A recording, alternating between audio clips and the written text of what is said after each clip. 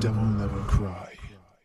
What is up, everybody? It is me, DevilNeverCry, and in this video we're going to be discussing Crisis Core Final Fantasy VII Reunion and why I believe it's more likely to be a remake as opposed to a remaster, despite what Square Enix are saying in a lot of their marketing material.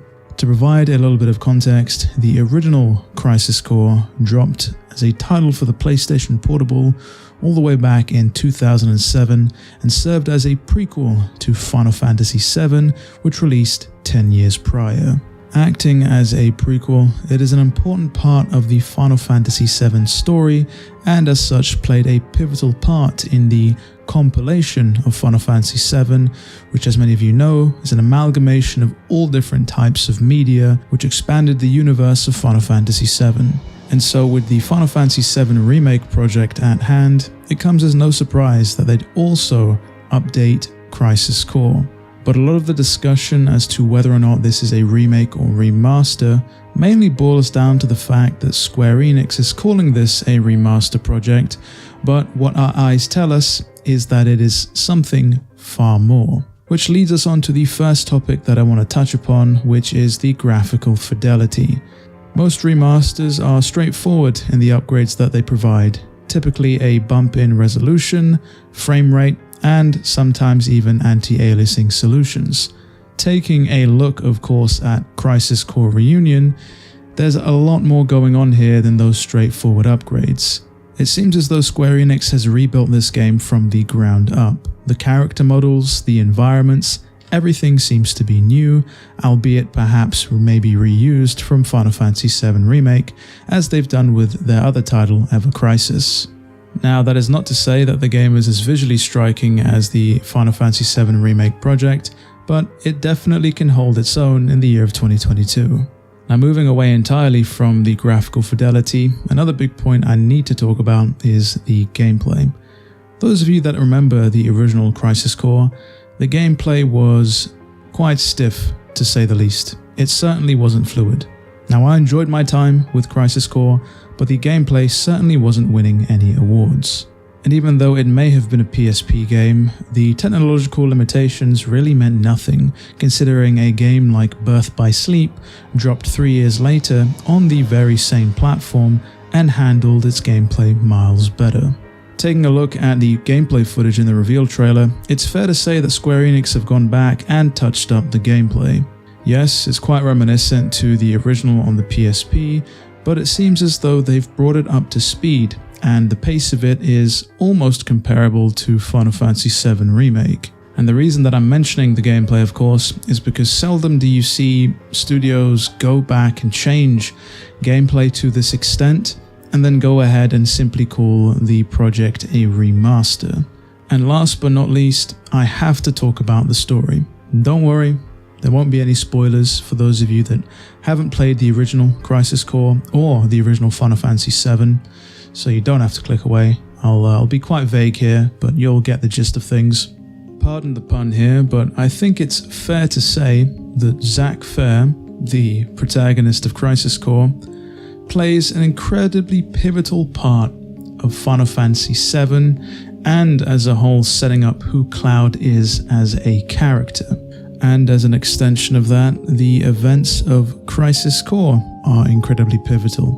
And looking at Final Fantasy VII Remake and subsequently the trailer for Final Fantasy VII Rebirth, the implication seems to be that very important events that occur at the end of Crisis Core have been altered. And using the word altered is putting it lightly. And thus enters the Crisis Core Reunion project. I personally think that with this Crisis Core Remaster project, as it's titled, that they are actually going to change what happens in this remaster project to suit the changes that they've made in Final Fantasy VII Remake and Rebirth. After all, if they change the implied events in the remake project and then go ahead to remake the prequel but keep the events exactly the same, that would only lead to confusion.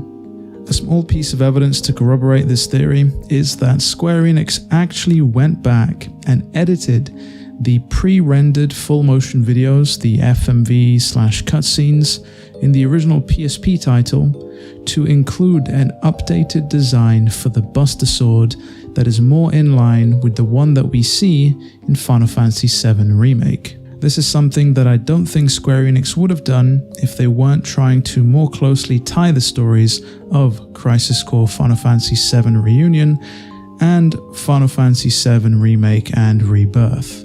And it is because Square Enix have gone to such great lengths to perhaps alter the story that I think that this overall should be considered a remake as opposed to a remaster. After all, when is the last time you saw a title get such a thorough modernization only for it to be considered a remaster as opposed to a remake?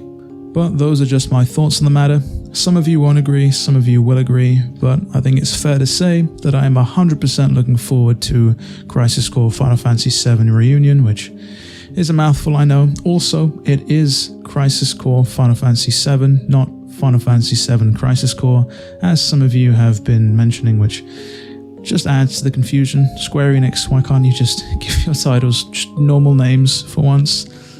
I am definitely looking forward to playing this. I haven't actually gone back and played the original Crisis Core for some time now, and to be honest, as much as I love the game, I definitely don't think that it's held up to the modern standard. I think even back when I played it, I want to say a decade ago at this point, the game barely held up in a sense that I only played through it because I enjoyed the story and just overall lore of Final Fantasy VII so much that I was willing to look past a few of the PSP game's shortcomings.